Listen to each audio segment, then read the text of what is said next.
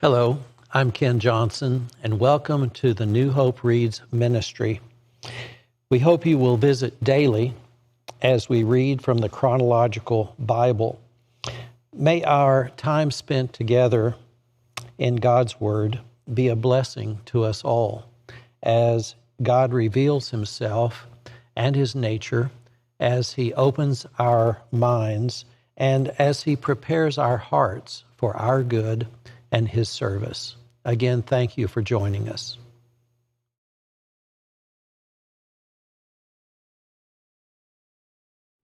March 1st, Nazirite Laws from Numbers chapter 6, verse 1 through 21. Then the Lord said to Moses, "Give the following instructions to the people of Israel.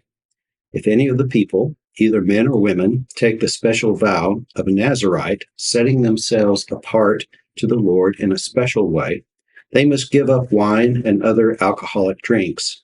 They must not use vinegar made from wine or from other alcoholic drinks. They must not drink fresh grape juice, and they must not eat grapes or raisins. As long as they are bound by their Nazirite vow, they are not allowed to eat or drink anything that comes from the grapevine, not even the grape seeds or skins. They must never cut their hair throughout the time of their vow, for they are holy and set apart to the Lord. Until the time of their vow has been fulfilled, they must let their hair grow long, and they must not go near a dead body during the entire period of their vow to the Lord. Even if the dead person is their own father, mother, brother, or sister, they must not defile themselves, for the hair on their head is a symbol of their separation to God.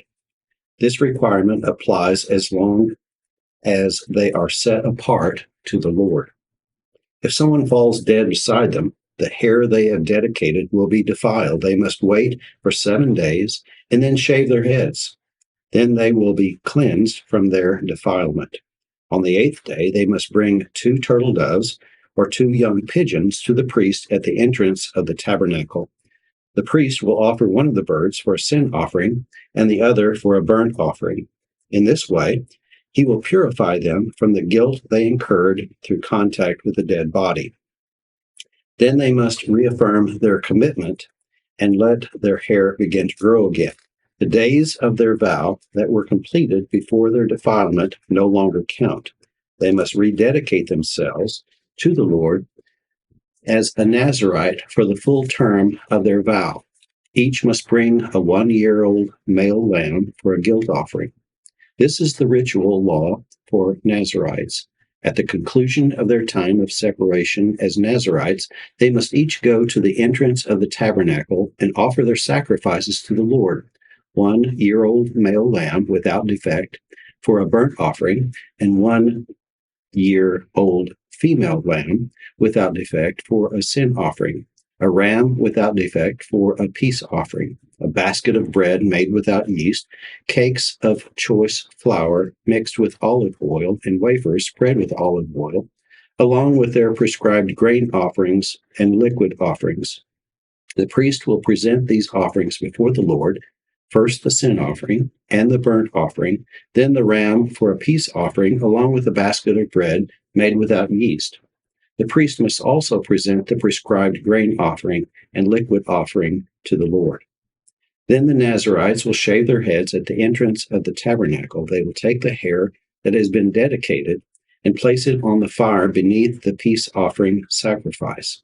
After the Nazirite's head has been shaved, the priest will take for each of them the boiled shoulder of the ram, and he will take from the basket a cake and a wafer made without yeast, and he will put them all into the Nazirite's hands. Then the priest will lift them up as a special offering before the Lord. These are the holy portions for the priest, along with the breast of the special offering and the thigh of the sacred offering that are lifted up before the Lord. After this ceremony, the Nazirites may again drink wine. This is the ritual law of the Nazirites, who vow to bring these offerings to the Lord. They may also bring additional offerings if they can afford it, and they must be careful to do whatever they vowed when they set themselves apart as Nazarites. The priestly blessings from Numbers 6, verses 22 through 27. Then the Lord said to Moses, "Tell Aaron and his sons to bless the people of Israel with this special blessing. May the Lord bless you and protect you. May the Lord smile on you and be gracious to you. May the Lord show his favor and give you peace. Whenever Aaron and his sons bless the people of Israel in my name, I myself will bless them." The silver trumpets from Numbers chapter 10, verses 1 through 10. Now the Lord said to Moses, "Make 2 trumpets of hammered silver for calling the community to assemble and for signaling the breaking of camp. When both trumpets are blown, everyone must gather before you at the entrance of the tabernacle.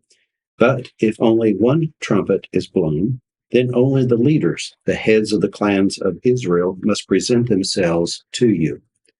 When you sound the signal to move on, the tribes camped on the east side of the tabernacle must break camp and move forward. When you sound the signal a second time, the tribes camped on the south will follow. You must sound short blasts as the signal for moving on, but when you call the people to an assembly, blow the trumpets with a different signal. Only the priests, Aaron's descendants, are allowed to blow the trumpets. This is a permanent law for you to be observed from generation to generation.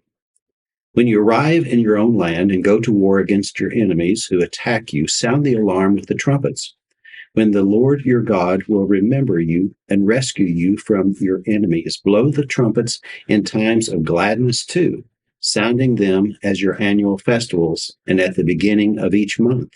And blow the trumpets over your burnt offerings and peace offerings. The trumpets will remind your God of his covenant with you. I am the Lord your God." The Israelites leave Sinai from Numbers chapter 10, verses 11 through 36. In the second year after Israel's departure from Egypt, on the 20th day of the second month, the cloud lifted from the tabernacle of the covenant. So the Israelites set out from the wilderness of Sinai and traveled on from place to place until the cloud stopped in the wilderness of Paran. When the people set out for the first time, following the instructions the Lord had given through Moses, Judah's troops led the way. They marched behind their banner, and their leader was Nahshon, son of Amminadab. They were joined by the troops of the tribe of Issachar, led by Nethanel, son of Zuar, and the troops from the tribe of Zebulun, led by Eliab, son of Helon. Then the tabernacle was taken down, and the Gershonites and the Merarite divisions of the Levites were next in line of march, carrying the tabernacle with them.